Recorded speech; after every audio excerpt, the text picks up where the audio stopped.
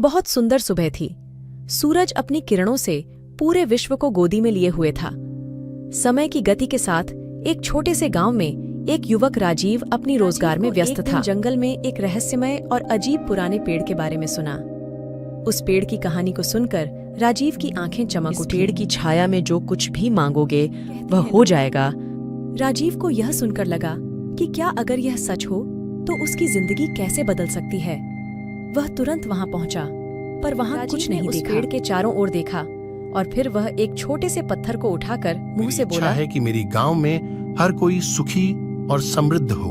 उसी समय कुछ चमक उठी और राजीव के सामने एक जादुई चमकीली रक्षा आई। राजीव को देखकर वह बोली, तुम्हारी इच्छा पूरी हो गई है, अब तुम्हारी गांव में सुख शांति बनी रहेगी। राजीव ने धन्यवाद कहा और अपने गांव की ओर बढ़ा।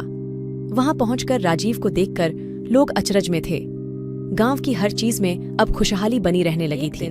राजीव ने सोचा कि अब उसे और भी कुछ मांगना चाहिए।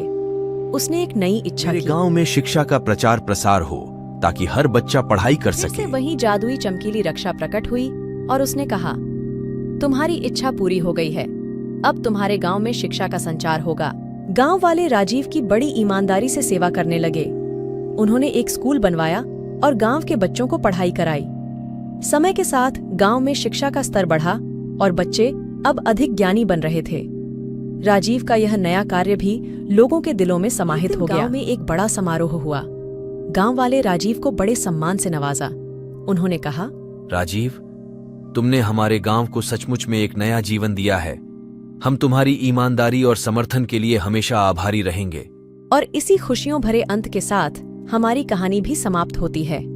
राजीव ने देखा कि सपने सच हो सकते हैं अगर हम उन्हें पूरी ईमानदारी और प्रेम से निभाएं। और यही कहानी हमें यह सिखाती है कि अगर हम ईमानदारी से काम करें तो एक दिन हमारे सपने भी साकार हो सकते हैं।